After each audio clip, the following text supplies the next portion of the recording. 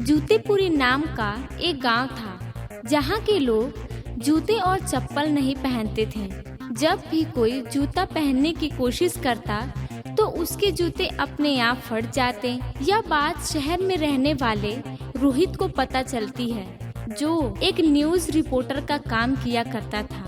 उस न्यूज के लिए रोहित जूतेपुरी गांव पहुंच जाता है। आज मैं जान कर रहूंगा कि क्या यह अफवाह सच है या बस एक अफवाह ही है। यहाँ की सारी बातें लिखकर न्यूज चैनल पर जाकर रिपोर्ट तैयार करूंगा। पहले मुझे यहाँ के गांव वालों से बात करनी पड़ेगी। जैसे ही रोहित गांव में कदम रखता है, उसके जूते फट जाते हैं। अरे यह कैसे फट गया? अचानक से उसी वक्त निशांत नाम का एक लड़का उसी रास्ते से पैरों का मलहम लेकर अपने घर जा रहा होता है और वह रोहित से कहता है, इस गांव में जूते और चप्पल कोई नहीं पहन सकता। भैया यह इस गांव का श्राप है। जो कोई भी इस गांव में आता है उसे बिना जूते का ही इस गांव में घूमना पड़ता है। तो मतलब यह अफवाह नहीं सच है।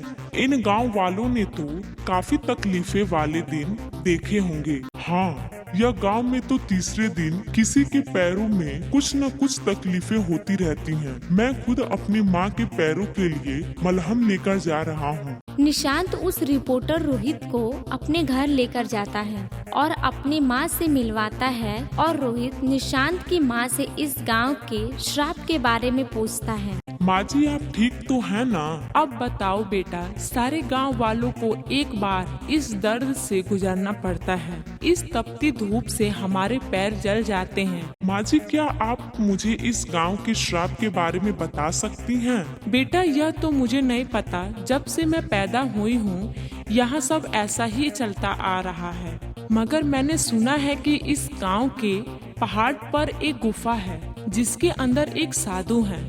शायद उन्हें इस श्राप के बारे में जरूर कुछ पता होगा। माँ जी आप चिंता मत कीजिए, मैं पूरी कोशिश करूँगा इस गांव को श्राप से बाहर निकालने की। तुम्हारा बहुत बहुत शुक्रिया बेटा। रोहित गांव के उस पहाड़ी की तरफ निकल जाता है।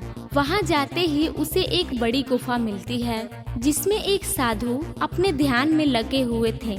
रोहित उन्हें देखकर कहता है, साधु महाराज मैं रोहित हूँ जो शहर से इस गांव में इसीलिए आया था क्योंकि उसे जूते के श्राप के बारे में कुछ लिखना था, पर मुझे इस गांव को इस श्राप से मुक्त कराना है। साधु जी अपने आंखें खोलते हैं और कहते हैं, मैंने तुम्हारी बातें सुनी है बेटा। कहाँ तुम इस गांव को इस श्राप से क्यों छुड़ाना चाहते हो? तुम तो सिर्फ यहाँ की बातें लिखने आए थे। नहीं साधु महाराज, आया तो उसी लिए था, मगर जब मैंने निशांत और उसकी माँ से मिला तब मुझे श्राप से जूझ रहे लोगों का दर्द समझ में आया। इसीलिए मैं आपसे श्राप के बारे में जानने के लिए आया हूँ ताकि मैं श्राप को तोड़ सकूं। ठीक है, अगर यह बात है तो इसके पीछे की कहानी मैं तुम्हें बताता हूँ जो फिलहाल इन गांव वालों में से किसी को नहीं पता, मगर तुम इस गांव के बाहर के हो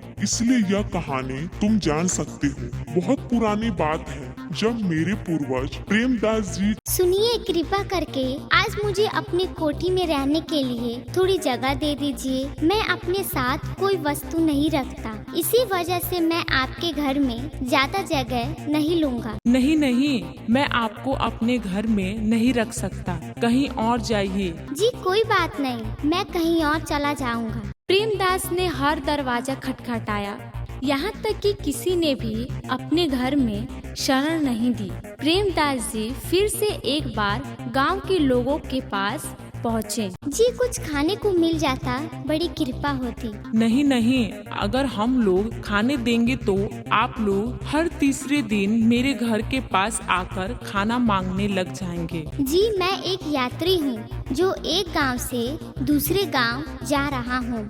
मैं बस थोड़ी देर के लिए ही इस गांव में हूँ, इसीलिए मैं आपसे खाना मांग रहा था। कहा ना मैंने कि खाना नहीं मिलेगा, पता नहीं कहाँ कहाँ से चले आते हैं। प्रेमदास जी हर घर से खाना मांगते रहे, मगर किसी ने भी भोजन तक नहीं दिया। चलने के कारण उनके चप्पल पूरी तरह घिस चुके थे। मुझे विश्वास नहीं होता इस दुनिया में इतने बड़े और अच्छे लोग रहते हैं, मगर मैंने इस गांव में एक इंसान नहीं देखा जिसके अंदर इंसानियत हो। प्रेमदास जी बुरी तरह से थक चुके थे।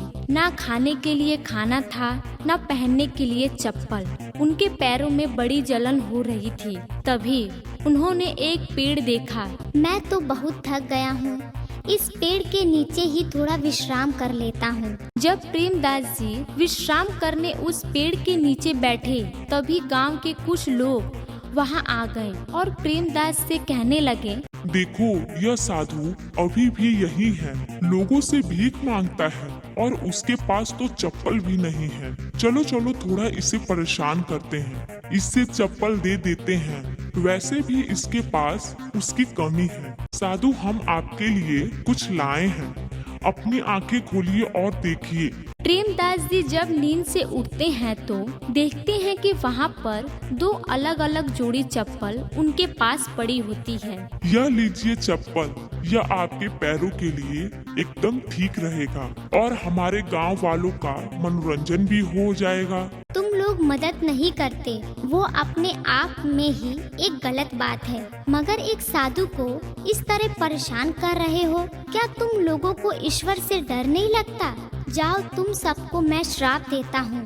जिस तरह मेरे पैर बिना चप्पल के रह गए, उसी तरह तुम्हारे पैर भी हमेशा बिना चप्पल के रहेंगे। हमें माफ कर दीजिए, हमसे बहुत बड़ी गलती हो गई। हमें ऐसा नहीं करना चाहिए था। यही कारण है इस गांव के श्राप का। साधु जी मुझे बताइए कि हम इस श्राप को कैसे तोड़ सकते हैं। गांव वालों को मिलकर 3 सोने के जूते बनाने होंगे और इस पहाड़ की चोटी पर जाकर उन्हें रखना होगा और इस गांव के 3 साधुओं को प्रधान के हाथों से सोने के चप्पल बनाकर देने होंगे। तब जाकर यह श्राप खत्म होगा और इस गांव में फिर जूतों की बारिश होगी। जी मैं अभी जाकर गांव वालों और प्रधान से मिलता हूँ और उन्हें यह बात बताता हूँ। रोहित पहाड़ से नीचे उतरकर प्रधान के घर पहुँचता है। प्रधान जी आपसे मिलकर मुझे बहुत खुशी हुई। शुक्रिया। मैं एक रिपोर्टर हूँ, मुझे गांव के इस जूते के श्राप के बारे में आपसे बात करनी थी। अच्छा कहिए, क्या कहना था? रोहित प्रधान को सारी बात बताता है जो उसने साधु से सुनी थी। तो यह बात है, मगर इस जूते के श्राप को इस गांव से निकालना है। तो हमें 3 साधुओं को सोने के चप्पल बनाकर उन्हें देने होंगे और 3 सोने के जूते बनाकर पहाड़ की चोटी पर जाकर रखना होगा। प्रधान जी गांव में बैठक बुलाते हैं और उन्हें सारी बात बताते हैं और गांव वाले उनका साथ देने के लिए तैयार हो जाते हैं। मगर उनके ही बीच एक पाड़ू नाम का व्यक्ति था।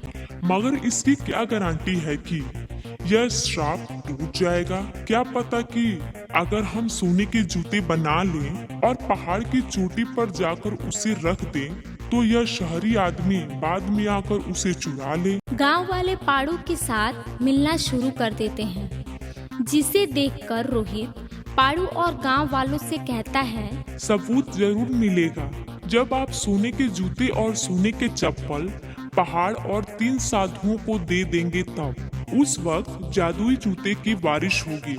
मगर ऐसा नहीं हुआ तो मैं खुद ही सोने की कीमत की भरपाई करूंगा।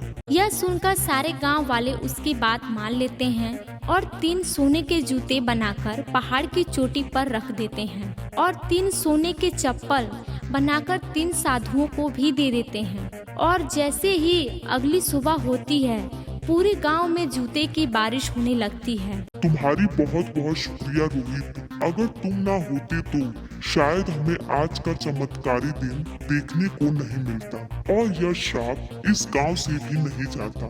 अरे इसकी कोई जरूरत नहीं।